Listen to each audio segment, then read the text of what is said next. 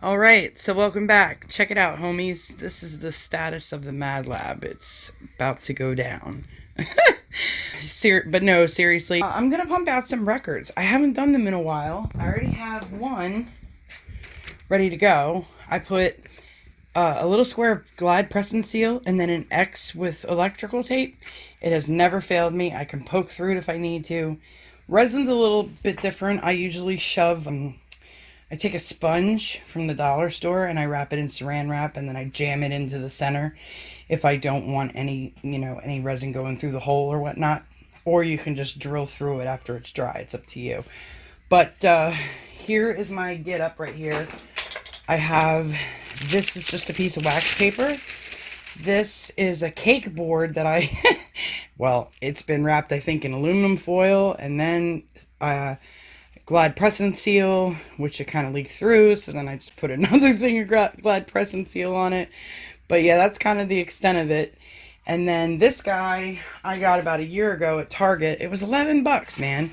And I mean, it'll spin, so if you want it to go quick or not.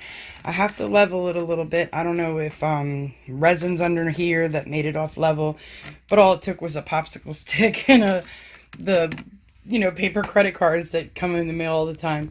Thank you, credit card companies. I do not want another credit card, but you can send me all the paper and plastic cards you want. They're great for spreading paint and resin. But anyway, so yeah, I got this guy on Amazon. It was like $15.99, I think. I'll put it in my Amazon affiliate store, but it holds the phone. This extends out. Okay, and then it has knobs. I don't know, yeah, it has a knob here and then a knob there. It goes up and down. What made me buy it was it comes with a remote, and the remote is Bluetooth, so you can take a photo or you can start your camera with it. It does take a battery. I probably should have put a little more thought into it and got like a better one, but it works. You just hook it up with your Wi-Fi on your phone and have your camera open and it'll start and stop filming.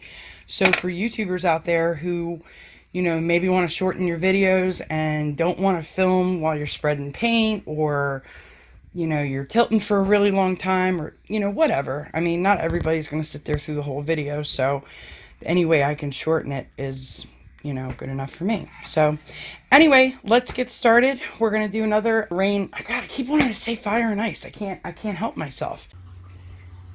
Okay, so this is my first voiceover video, you guys. I've just never done it. So I have a lot that I can talk to you about. I'm using the same colors from the last pour. I had a bunch of leftovers. And I wanted to try again because I really want to master the effect of making flames. And I felt that it was more appropriate to still use the bloom technique to do it because it's so easily manipulative. You can blow the black into the red. You can blow upwards and then close the black in to make it look like the tip of a flame.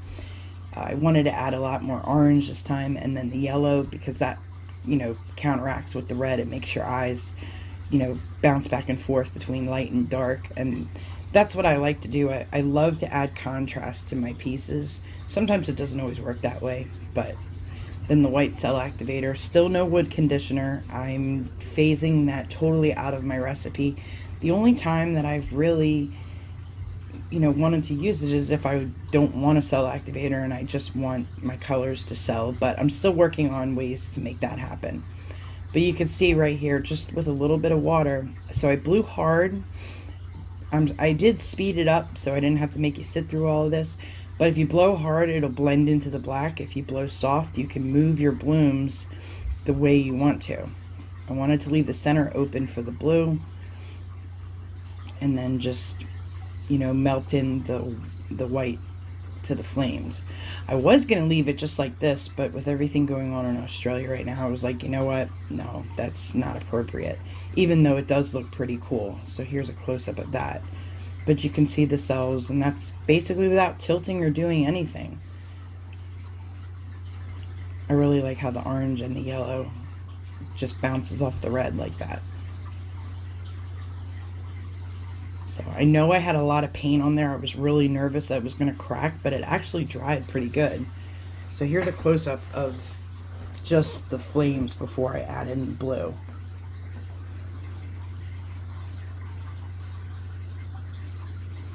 Alright, so this is the Twilight color. It's more of a darker, kind of like a Prussian blue, but it really doesn't come off that way. And then the Mediterranean blue and teal zircon. You know, once again, I wanted a dark, a medium, and a light color, and then the cell activator. So I was using a popsicle stick in the previous video, and I was like, you know what, screw it. Let's just go full throttle with this. I didn't, you know, when you're starting your blooms and everything, if you're doing a really widespread area, it does tend to sink very quickly, so you have to move kind of fast. I did take my time with this piece, but because it sank, I wound up having to kind of go back over it again and make the blue more, you know, more prominent, because I wanted the, you know, blue to act as water overtaking the fire.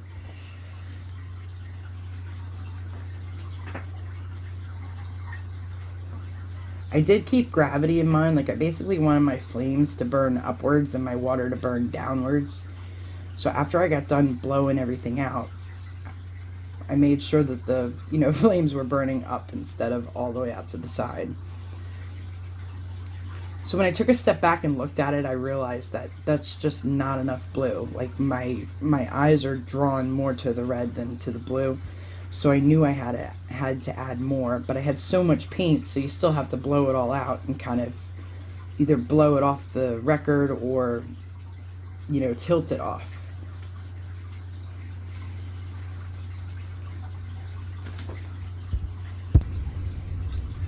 So I haven't broken down enough to buy the Australian Floetrol, but funny story, if you haven't checked out Karen's most recent video on waterfall acrylics, she did a really beautiful swipe. And I called her one day and I was like, hey, you know what? Let's look into petroleum alternatives that are actually safe so I can phase out the wood conditioner. And then I started to think about it. I was like, what is it in Australian Floetrol that makes it sell like that? So I started to Google, and of course, you know, Geek Jen goes down the huge rabbit hole.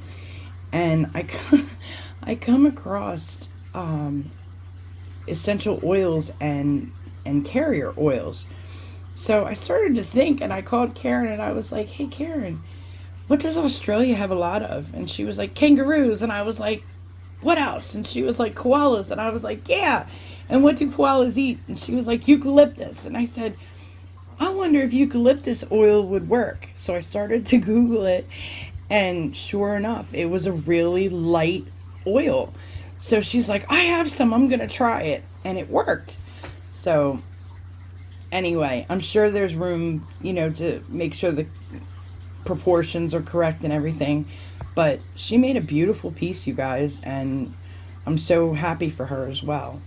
You know, it's something that I'm definitely going to try next. And it's not toxic. I mean, you don't want to burn it. You don't want to put a torch or a flame to it.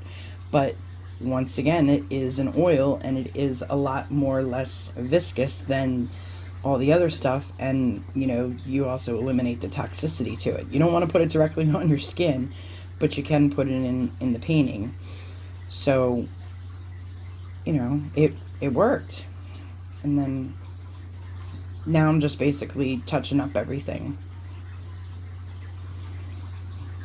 So I did use a toothpick and shish kebab skewer in both paintings, and it helps to drag the paint. You don't want to push the skewer or the toothpick all the way to the record. You definitely want to just touch the tip of the paint and then drag it your way. But you can see how I just did right there, like I pushed the red into the blue.